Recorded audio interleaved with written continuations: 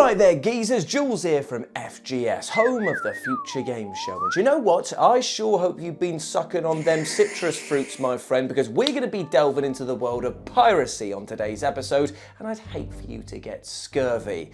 Ah, pirates, or should that be pirates? Both are applicable. Potato, patata, near automata. These are the salty sea dogs that, when presented with the bill for the delicious meal that they've just eaten, dab their lips with the corner of a napkin, stand up patting their belly, and then burp loudly into the server's face before saying no thank you and leaving. And you know what? Above all else, piracy must be stamped out. Well, at least according to devs, and especially these ones that went to some extreme lengths to end their rule on the digital seas, which is exactly what we're going to be talking about today. So with this in mind, I'm Jules, this is FGS, and these are 8 devious traps that caught cheating pirates. And you know the drill, this is the Deep Cut with Jules Gill, baby! So don't expect to see the likes of Earthbound or Spyro or Batman when he couldn't glide, because they're just too obvious. Deep cuts only. So let's kick things off with number 8, LovePlus.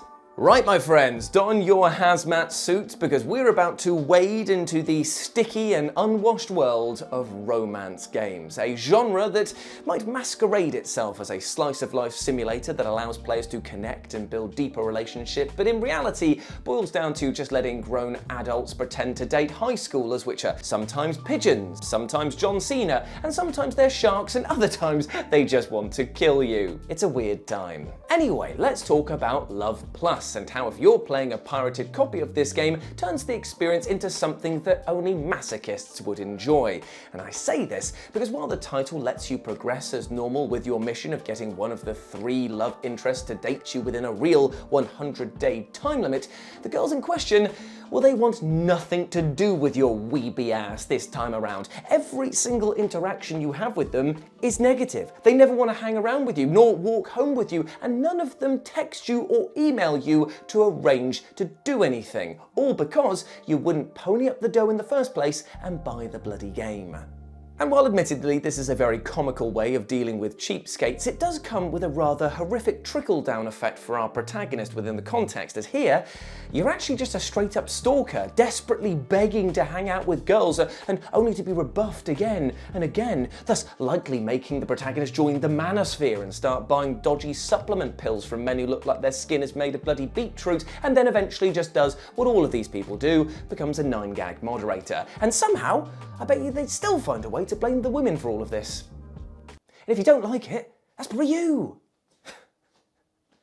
Bit harsh, but at the same time, come on lads, come on, sort yourself out. Number 7, Rogue. Okay, so we're going extremely old school now, and we're hopping into my egg-shaped time travel machine to hit up the dawning of a new era that was the year 1980, where the shoulder pads were in, as was the cocaine, and my parents were still together.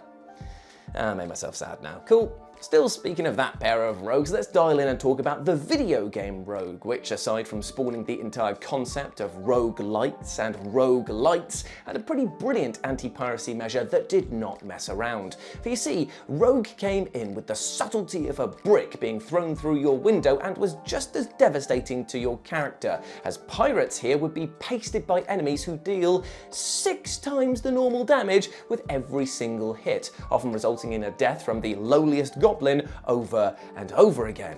And while as an orc and goblin player in Warhammer Fantasy that does tickle me, as a rogue player it did not.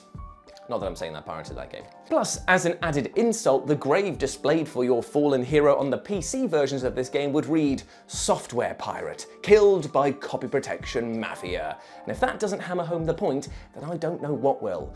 Well, that and the aforementioned goblin is just mooning you while all of this is going on. I know that it's just a text-based game, but I know that he's there with his little green hams out there, pulling his trousers down, and his unwashed body is just in my face. Like, I see you, mate. I see you. I'm humiliated enough. Put those glorious hams away. Number 6, The Lord of the Rings Battle for Middle-earth. Now, if there's one thing that I love more than a good strategy game, it is a strategy game with characters showing naked hairy feet. And hello, confusing boner, it is time to play Battle for Middle-earth, a monstrously underrated and underappreciated jaunt into the RTS pool that Lord of the Rings fans really need to play. This game and its superior sequel had its all. Brilliantly simple mechanics that gave way to some deliriously tough battles, a chance to fight for the baddies in an over-the-top revenge tour, and my personal favourite, an anti-piracy method that just did not give a toss about any of your feelings. Now, in a move that would have had Gollum go, "Bloody hell, that's a bit sneaky." "No, it's not." "Oh, shut up, you. You said you wouldn't do this in front of people." "Oh, I'm sorry. Come here, give me a kiss." "You taste like fish." "Oh, you know how..." Anyway, I'm not going to go on with that one. Anyway, that was a pretty good impression, I thought. Anyway, don't know where I was going with that. What it does here in this game is it lets you play around for about 10 to 15 minutes on any given level that you load in, and then, without warning, will kill every single unit in your army at once, leading to a rather shocking game over. Now, according to rumours, sometimes apparently the timer would go on longer than this. However, I couldn't actually find any examples to back this up. Still, the thought of going through the majority of a battle only for Gandalf to just go, "I shall not pass," and then just peace out with the rest of the gang really would have me like crying a double helix of pain, with one side of the tear being salty rage and the other just laughing from how ridiculous what I just witnessed was. Doing that voice has killed my throat. Number 5, La Abadia del Crimen. Now, while a few of these entries have been harsh, very few of them could be deemed as scary as well, but that's exactly the spine-chilling case found in the game La Abadia del Crimen, or the Abbey of Crime if you were to translate it, or Taggart in God's House if you were to go by my description, because that's Panamatar. But before we begin talking about this game, can we just take some time to appreciate the title's artwork here? I mean, for a title like Abbey of Crime, this guy here is sure as hell relaxed. A bit too relaxed. You've been puffing on the devil's cabbage there a bit, mate. Why are you side-eyeing me for as well? You're the one with your hand on the creepy skull. Why are you judging me? Get out. Anyway, back on track, here you play as Friar William, and our little Willie now has to become a private dick in order to solve a series of murders that have taken place in the Abbey. Now, alongside figuring out this, William also has to attend to his duties, give the big ups to God, and also make sure that he eats and sleeps. And it's a pretty deep title and one that rewards quick thinking and memorization of your other brother's routines. However, if you're a pirate, you won't get to experience any of this, as upon entering the monastery, instead of playing a piece of church music, you'll have the word pirate yelled at you in Spanish 10 times over before the game then crashes and you're booted out. Pirata, pirata, pirata, pirata, pirata, pirata, pirata, pirata, pirata. It is a rather horrifying jump scare, and one that might add to the bodies that are piling up in the church, as there was no way in hell that I was ready for that. And speaking of ghosts, let's move on to our next entry, number 4, Ghostbusters, the video game, the 2009 one. Now for an especially funny and cruel anti-piracy measure, which is obviously the reason why you watch lists like this, you utter sicko, when it comes in the form of the 2009 Ghostbusters video game, which aside from being a surprisingly brilliant action title, also guilty of being underappreciated not once, not thrice, but 2 times over, because barely anyone played the original, and even less seem to have played the 2019 remaster. But regardless of whatever version of this deep-cut classic you play, make sure that you've actually paid for it, or you'll find that this game is going to bust your personal ghost, because it will straight up murder your soul twice over in the form of 2 brilliantly twisted countermeasures. First and foremost, if you pirate the game, you'll actually find that there are a lot of ghosts in the opening level that are completely invincible and will hound you throughout the stage, draining your life and likely your sanity in short order. Yet, if you do find a way around this pretty stern warning, the game appears to let you off and just enjoy the rest of the game without issue. That is until the final level, where the publishers create an evil finger temple of doom and say, "Oh, you thought I'd forgotten about you, did you? Unleash the hounds." And by that I mean that your AI teammates will have their brains severed and start running into walls, preventing you from progressing any further. All of your play, all of that time, all of the sweat and blood and tears that you put into getting around the unkillable enemy's hurdle, and this is your reward. Rip, indeed. Number 3, Goldbox Dungeons and Dragons. Now here's the thing, my friends. For the majority of this episode, we've talked about the ingenious ways that developers have pied off pirates in spectacular fashion, which itself seems like it would have taken a lot of thought or time to make it actually happen, right? Well, in our next example, sometimes the best way to stop pirates from ruining the game is to turn everyone into a pirate and don't let anyone play your title. Do what you want because a pirate is free. You are a pirate. Confused? So the was I when I bought the anniversary edition of the Goldbox Dungeons and Dragons games developed by SSI, which dropped onto the scene and locked me out of 2 of the titles, Gateway and Treasure of the Savage Frontier. Now, other titles in this collection had anti-piracy protection in the form of randomly asking the player to check through a beefy game manual for exact phrases and words, and in some cases would actually even task the player with looking through a separate section for clues in order to verify their copy. But with the anniversary edition, the manual was done away with, and instead players were given these sort of like dials and spin wheels and stuff like that in order to bypass all of the checks. Well, nearly all of the games were given them, because Gateway and Savage Frontier were completely forgotten about by the publishers. So what you were left with was 2 versions of the game that would say, even though you've just bought the copy, no, you're a pirate, mate. You can't verify that you bought this game, so therefore I'm locking you out of it. I'm sorry, what? Guilty until proven innocent? What madness is this? What's the madness was the Gold Top Dungeons and Dragons edition, clearly. Anyway, let's talk about a really weird one here. Number 2, Yume Penguin Monogatari.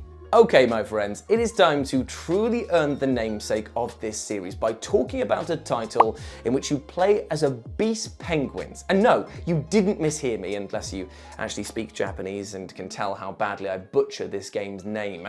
Yume Penguin Monogatari is a Konami-made platformer in which you play as a penguin who gets body shamed by his girlfriend for being too fat and so decides to ditch the burgers and chow down on some protein shakes as he aims to get buff and win her back.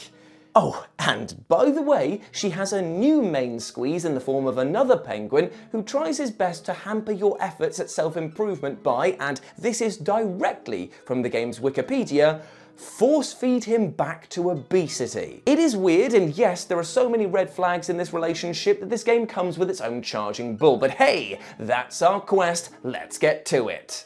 Although, wait a minute, it looks like if you're playing a pirated version of this game, your little penguin pal is really going to struggle to lose the weight, like, at all. And that's all because in this version, everything makes Penta obese instantly, and so it's nearly impossible to beat levels as they require you to be under a certain weight to proceed. It looks like if you want to get more of this weird game, you're going to have to swallow your pride and pass over the cheddar for a real copy. Also, this game would never be allowed to be made today. It is, woo, insensitive. And number 1, School Days. Okay, so we started with a greasy romance title, and so we're gonna bloody end with one, by gum. However, when it comes to the erotic novel style slop that is School Days, which I bet my editor Mark is absolutely loving the job of finding YouTube safe content for, this game doesn't just look to make you feel like a loser, it actually sought to inform the entire world about this fact. You see, if you downloaded a pirated version of this game, it would come packaged with a game launcher, which, in all honesty, doesn't seem like it's pretty unreasonable, except here, in this instance, this launcher was actually a Trojan virus in disguise, and when opened, it would ask players for personal information and then to register the game. Now, this is bad enough. But what it did next catapults this title into the realms of brilliantly cruel, as when players had entered their details, it would actually screen capture their entire desktop and upload its image alongside their details and their IP address to a special website for all of the world to see, doxing them in the process. Harsh. Although not as harsh as then saying that the only way to have this information taken off the internet was to go to the website and make a public apology.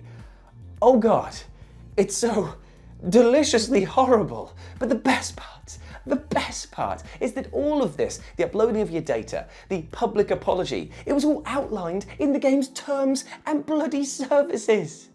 It may well be the best and most utterly cruel example of anti-piracy ever, and will definitely make you think twice about trying to steal erotic novel games. And there we go, my friends. Those were 8 devious traps that caught cheating players and pirates. I hope you enjoyed that, and let me know what you thought about it down in the comment section below. As always, I've been Jules. You can go chat to me over on the social media over here, or you can follow my lovely editor Mark over on his social media over here as well. But before I go, I want to say one thing. Even though we spoke today about digital piracy and how getting games for free is sometimes a great thing and sometimes it's a terrible thing, here's something that I'm going to give to you for free as well that is 100% always a good time.